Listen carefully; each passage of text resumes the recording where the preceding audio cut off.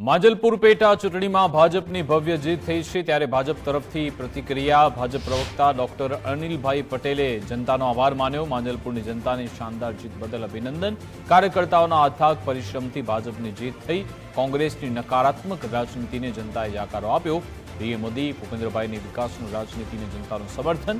પેટા ચૂંટણીમાં કોંગ્રેસની નબળી રણનીતિ અને ભૂંડી હાર થઈ। ભાજપના સતીશ પટેલ 30,000થી વધુ મતે વિજયી થયા। આપ કોંગ્રેસના ષડયંત્રને મતદારોએ જવાબ આપ્યો છે।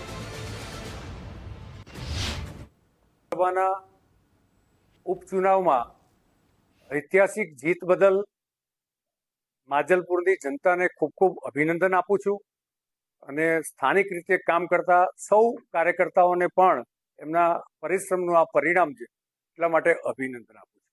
કોંગ્રેસ નહીં ફક્ત માંજલપુર પણ આખા ગુજરાતમાં ક્રમશઃ ભૂસાતી જાય છે એનું આ એક પરિણામ છે।